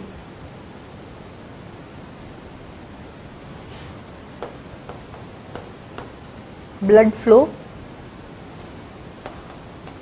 Fast blood flow होता है। ठीक है, तो जो दूसरा मेन की पॉइंट है इसका वो क्या है, ये आपकी हार्ट बीट को इंक्रीज कर रहा है एड्रेनलिन हार्मोन। ठीक है, अलर्टनेस और प्यूपिलरी डायलेशन को बढ़ाया, हार्ट बीट को इंक्रीज कर रहा है। तीसरा फंक्शन इसका क्या है, आपकी ब्रोंकाई और ट्रैकिया की जो मसल्स होती है ये उनको रिलैक्स करवाता है, यानी कि जो ब्रीथिंग रेट है वो आपकी बढ़ जाती है इस कंडीशन में। तो ब्रीथिंग रेट बढ़ रही है, तो इस वजह से ये जो हार्मोन जो है, इंपॉर्टेंट पॉइंट है, एड्रेनलिन आप फार्माकोलॉजी पढ़ेंगे, एमबीबीएस में सब्जेक्ट आता है आपके, उसके अंदर भी इंपॉर्टेंट है। उसमें आप पढ़ते हैं कि कौन सी ड्रग्स देते हैं अपन एस्थमाटिक पेशेंट को। तो यहाँ पर एक पॉइंट, वहां तो खैर बहुत डिटेल में पढ़ते हैं, यहाँ पर सिर्फ इतना सा देख लो, एड्रेनलिन का फंक्शन क्या है, आपकी ट्रैकिया और ब्रोंकाई की जो मसल्स हैं उन्हें रिलैक्स करेगा, यानी कि ब्रीथिंग रेट बढ़ेगी उसकी वजह से। तो ब्रीथिंग रेट बढ़ रही है, इस वजह से ये हार्मोन जो है it is used to cure asthma. Asthma में यही होता है ना, ब्रीथिंग रेट थोड़ी स्वेलो हो जाती है, तो उसको बढ़ाता है। तो इसलिए ये अस्थमा के अंदर भी ये उसको सही करने के काम में आता है, ये वाला हार्मोन। समझ में आया? चलो लिख लिया होगा, ये सबने हटा रही हूं मैं से। तो नेक्स्ट फंक्शन लिख लीजिए आपके एड्रेनलिन हार्मोन का, ये क्या करता है, तो इट स्टिमुलेट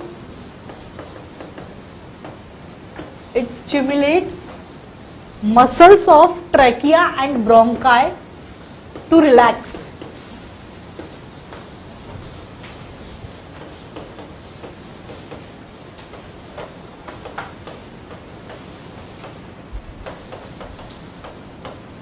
ट्रैकिया और ब्रोंकाई की मसल्स को स्टिमुलेट करता है रिलैक्सेशन के लिए। तो क्या होगा इसकी वजह से, सो रेट ऑफ ब्रीथिंग ये बढ़ जाएगी।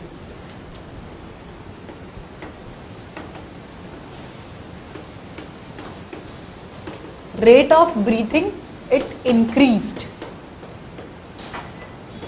इस वजह से ये किस काम में आता है, so it is used to cure asthma. ठीक है, it is used to cure asthma disease।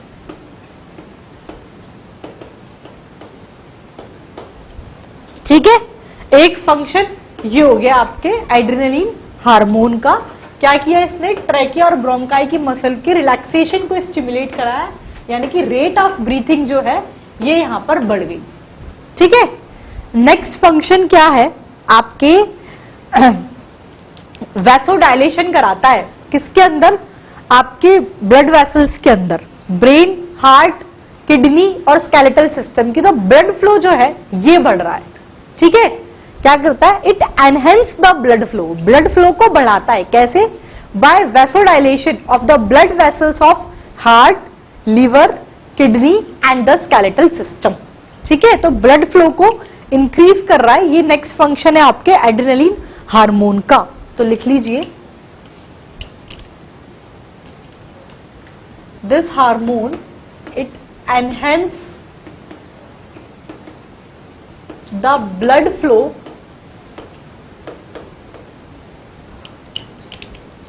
Bye vasodilation of blood vessels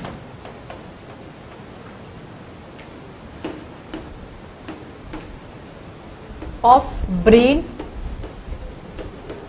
heart,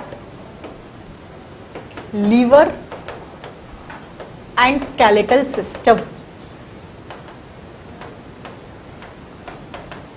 ठीक है, हार्ट, ब्रेन, लीवर और स्केलेटल सिस्टम की जो ब्लड वेसल्स है उनके वैसोडाइलेशन करा के ये ब्लड फ्लो को इंक्रीज कर रहा है, बढ़ा रहा है। एक फंक्शन ये है। एक फंक्शन क्या है? ये जो आपकी स्किन के अंदर जो वेसल्स होती है उनके अंदर कॉन्स्ट्रिक्शन कराता है। It constrict the blood vessels of skin की ब्लड वेसल्स के अंदर करा रहा है कॉन्स्ट्रिक्शन। ठीक है, लिख लो, it constrict blood vessels of skin.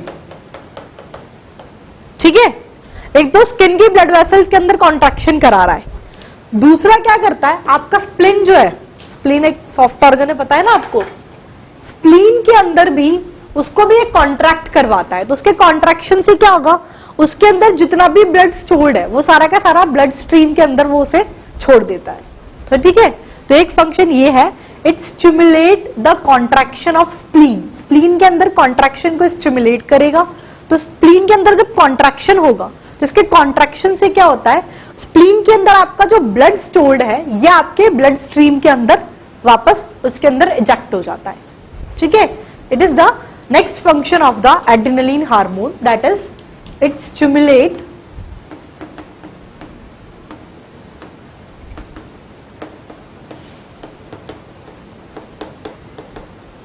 Contraction in spleen. इसकी वजह से क्या होगा? सॉरी, देयरफॉर आपका इसके अंदर जो ब्लड स्टोर्ड है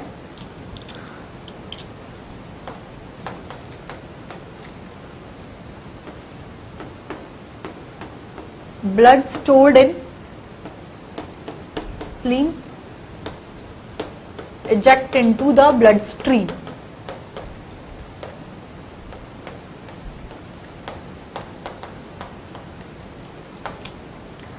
ठीक है, तो ये समझ में आया। तो ये अपन ने कितने 1 2 3 4 5 6 7 8 फंक्शंस हम लोग इसके साथ 8 हो गए ना? नहीं, 1 2 3 4 5 6 6 फंक्शन अपन देख चुके, 2 या 3 फंक्शन और बाकी हैं इसके। ठीक है, तो उधर वाला पार्ट में आपका डिलीट करने जा रही हूँ, हटा रही हूँ उसको। तो एक बार आप देख लो अभी तक जितने फंक्शंस हम लोगों ने डिस्कस किए आपके किसके? Adrenaline which is the emergency hormone, और एपिनेफ्रिन हम जिसे बोलते हैं। इसका फंक्शन क्या है? सबसे पहला की पॉइंट अलर्टनेस और प्यूपिलरी डायलेशन को बढ़ा रहा है। दूसरा की पॉइंट हार्ट बीट को इंक्रीज कर रहा है। तीसरा की पॉइंट आपकी ट्रैकिया और ब्रोंकाई की जो मसल्स हैं उनको स्टिमुलेट करता है रिलैक्सेशन के लिए, यानी कि ब्रीथिंग रेट जो है ये बढ़ा रहा है। चौथा फंक्शन आपके ब्लड फ्लो को बढ़ाता है। कैसे बढ़ाता है? जो आपके ब्लड वेसल्स है ब्रेन, हार्ट, लीवर और स्केलेटल सिस्टम की, इनके ब्लड वेसल्स के अंदर वैसोडाइलेशन कराता है, इस वजह से ब्लड फ्लो बढ़ रहा है। फिर क्या काम है? आपके जो स्किन की जो ब्लड वेसल है उनके अंदर कॉन्ट्रैक्शन करा रहा है। स्प्लीन के अंदर कॉन्ट्रैक्शन को स्टिमुलेट कर रहा है। It stimulate the contraction in spleen. ठीक है, this are the functions of the adrenaline और द एपिनेफ्रिन और द इमरजेंसी हार्मोन। 2 से 3 फंक्शंस और बचे हैं आपके, उसके पहले आप इतना नोट कर लो, फिर हम उसको डिस्कस करेंगे। ठीक है, तो 2-3 फंक्शंस और बाकी, 6 फंक्शन डिस्कस हो गए ना, 9 फंक्शंस है टोटल आपके इसके अंदर। नेक्स्ट फंक्शन इसका ये है कि आपके सलाइवा का जो सिक्रीशन होता है उसको चेकआउट करता है, और पेरिस्टाल्टिक मूवमेंट, अभी ये टर्म्स ऐसे नहीं होनी चाहिए कि हवा में ऊपर से जा रही है, क्या पेरिस्टाल्टिक मूवमेंट। ह्यूमन फिजियोलॉजी में सबसे पहले अपन ने डाइजेस्टिव सिस्टम में डिस्कस किया था ना, तो पता होगा आपको पेरिस्टाल्टिक मूवमेंट क्या होता है। तो जो पेरिस्टाल्टिक मूवमेंट जो होता है आपके एलिमेंट्री कैनाल में, उसको ये रिड्यूस करता है। अभी कुछ बच्चों के जिनके ब्लैंक फेसेस बने हुए ना एकदम की, क्या है पेरिस्टाल्टिक मूवमेंट, बिल्कुल यहाँ से हवाई आई, और कुछ तो ऐसे होते हैं कि उन्हें पता है कि अभी आ गया तो मैडम गड़बड़ करेगी, कुछ ना कुछ पूछेगी, तो नहीं आता। एक बार को तो आंखें ऐसे शक्ल बनती है, फिर वापस ऐसे स्माइलिंग फेस के साथ देखते हैं कि अगर पूछो तो कॉन्फिडेंस दिखाते हैं कि हाँ मतलब पूछना ही मत, शक्ल से ऐसा लग रहा है कि आता है लेकिन एग्जैक्टली आता नहीं है। हम लोग भी आपकी एज से निकल चुके हैं, हमें भी समझ में आता है, हम भी ऐसे ही करते थे। जो टीचर ज्यादा टाइम खींचते थे ना बीच में क्लास के, ये क्या है वो क्या है, तो उनको क्या शक्ल दिख जाती थी कि हाँ, देखने से पता लग जाता है कि हाँ इसको नहीं आता। तो एक बार को तो अंदर ही वो सदमा सहन कर लेते थे कि हाँ नहीं आता, बाकी दिखाते तो ऐसे ही थे कि पूछ लो, खड़ा कर लो, बिल्कुल कॉन्फिडेंट फेस, सब आता है, उठा लो तो गड़बड़ है, वो किस्मत है, नीचे ऐसे क्रॉस फिंगर्स करके बैठे रहते हैं कि मेरा नाम नहीं आ जाए। हाँ, सब समझते हैं हम लोग आपके फेस से निकल चुके हैं। पेरिस्टाल्टिक मूवमेंट क्या होता है? डिप्रेशन में मैं ही जाऊंगी ना, नहीं पूछे, पता होगा, मैं अब एक्सप्लेन नहीं कर रही, आपको ऑलरेडी डिस्कस कर चुके, सबसे पहला चैप्टर ये डिस्कस किया था। और पेरिस्टाल्टिक मूवमेंट ऐसा नहीं है, मतलब सिंपल बेसिक कंसेप्ट है, आपको पता ही होना चाहिए। ठीक है, तो फंक्शन लिख लीजिए इसका, व्हाट डज इट डू। और जिनको समझ में नहीं आया हो ना, जिसको वास्तव में क्लिक नहीं किया हो माइंड में, घर जाके किताब खोलना और देखना। तो it check the secretion of saliva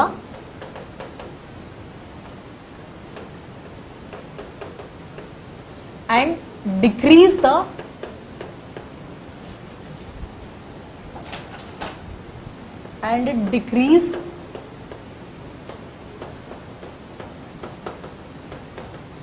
peristaltic movement of alimentary canal। Peristaltic movement जो है आपके एलिमेंट्री कैनाल में, उसको कम करता है।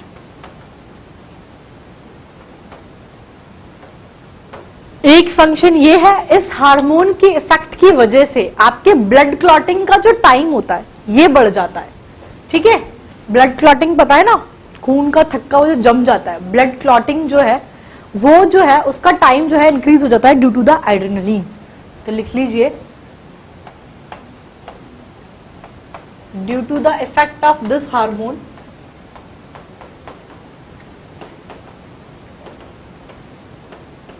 क्या हो रहा है, इससे ब्लड क्लॉटिंग का टाइम इंक्रीज हो रहा है।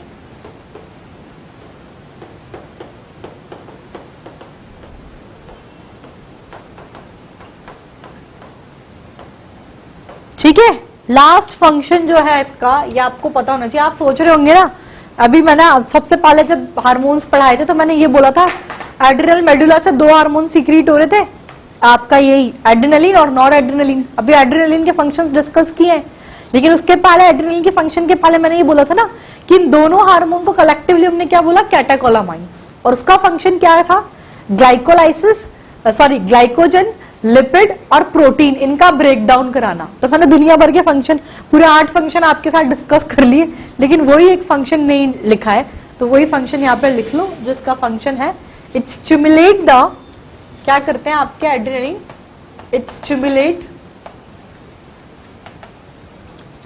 ब्रेकडाउन ऑफ ग्लाइकोजन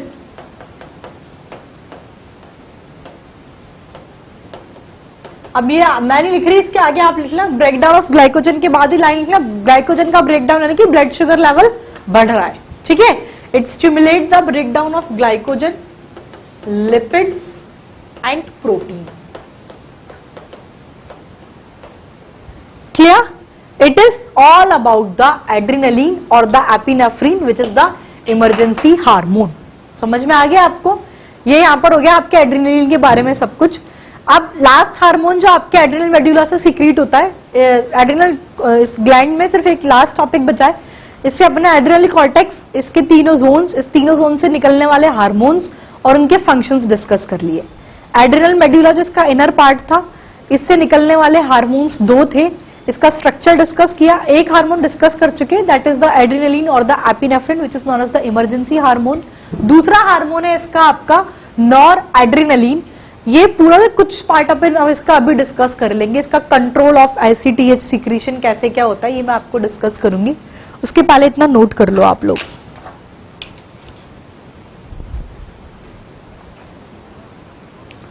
ठीक है, तो आपका जो दूसरा हार्मोन है इसके अंदर that is the nor adrenaline, और इसको हम लोग नॉर एपिनेफ्रिन हार्मोन भी बोलते हैं। इसके बारे में हम लोग नेक्स्ट क्लास में डिस्कस करेंगे। अभी एक छोटा सा कंट्रोल ऑफ ACTH सिक्रीशन ये आप लोग देख लो। बाकी का जो पार्ट है इसके हाइपोसिक्रीशन से कौन सी डिजीज, हाइपर सिक्रीशन से कौन सी डिजीज, और इसके बारे में अपन नेक्स्ट क्लास में पढ़ेंगे। अभी मैं आपको कंट्रोल ऑफ ACTH सिक्रीशन समझा देती हूँ बस, क्योंकि छोटा सा पॉइंट है इसमें।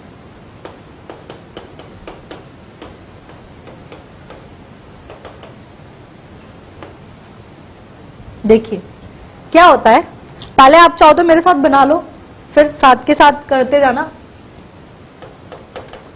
अभी एक टर्म समझ में आ रही होगी, क्रिकार्डियन रिदम, ऑलरेडी बहुत बार डिस्कस हो चुकी है क्लास के अंदर। जो आपकी जनरल स्लीप वेक साइकिल होती है, जनरल नॉर्मल रूटीन का जो रिदम होता है उसको बोलते हैं अपन क्रिकार्डियन रिदम। ठीक है, और आपका स्ट्रेस, स्ट्रेस तो सबको पता होगा, बहुत स्ट्रेस होता होगा एग्जाम का, और दुनिया भर के स्ट्रेस होते हैं आपको भी, है ना। तो इसको तो समझाने की जरूरत नहीं है स्ट्रेस को, क्रिकार्डियन रिदम समझ में आ गया। क्रिकार्डियन रिदम और स्ट्रेस क्या करते हैं, ये आपके हाइपोथैलेमस को एक्टिवेट करते हैं। ठीक है, क्या किया इनने, क्रिकार्डियन रिदम और इसने मिलके आपके हाइपोथैलेमस को एक्टिवेट किया। हाइपोथैलेमस के एक्टिवेशन से क्या होता है, इसने हाइपोथैलेमस को एक्टिवेट किया। हाइपोथैलेमस से आपका कॉर्टिकोट्रोफिन रिलीजिंग हार्मोन जो है ये सिक्रीट होता है। क्या निकलेगा इससे, इससे आपका सिक्रीट होगा, शॉर्ट फॉर्म लिख रही हूं CRH। ठीक है, कॉर्टिकोट्रोफिन रिलीजिंग हार्मोन जो है हाइपोथैलेमस से सिक्रीट होता है, और ये जो आपका कॉर्टिकोट्रोफिन रिलीजिंग हार्मोन है ये आपके एंटीरियर पिट्यूटरी पर एक्ट करता है।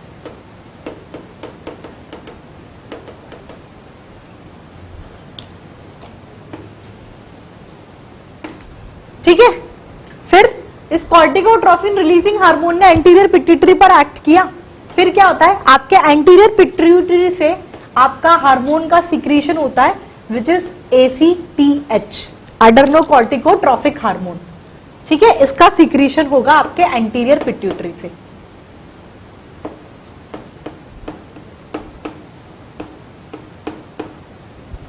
ठीक है, एंटीरियर पिट्यूटरी से एड्रेनोकॉर्टिकोट्रोफिक हार्मोन का सिक्रीशन हुआ जो कि आपके एड्रिनल पर एक्ट करता है।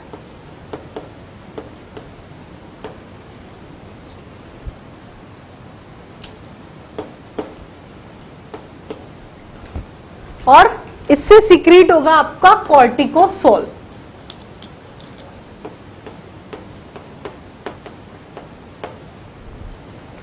समझ में आ गया इतनी रामकथा तो, कि क्रिकार्डियन रिदम और स्ट्रेस ये आपके हाइपोथैलेमस को एक्टिवेट करते हैं। हाइपोथैलेमस से आपका कॉर्टिकोट्रोफिन रिलीजिंग हार्मोन सिक्रीट हुआ। ये कॉर्टिकोट्रोफिन रिलीजिंग हार्मोन आपके एंटीरियर पिट्यूटरी पर एक्ट करता है। एंटीरियर पिट्यूटरी से आपका एड्रेनोकॉर्टिकोट्रोफिक हार्मोन जो है ये सिक्रीट होता है और ये आपके एड्रिनल पर एक्ट करता है।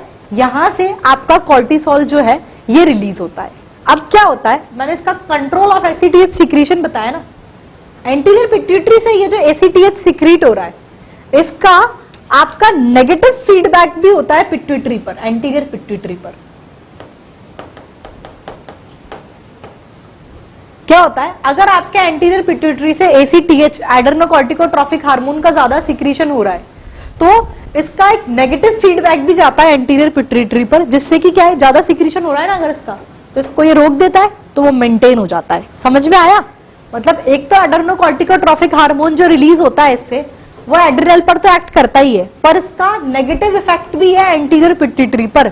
अब नेगेटिव इफेक्ट होगा तो क्या होगा, ACTH का सिक्रीशन बंद हो जाएगा।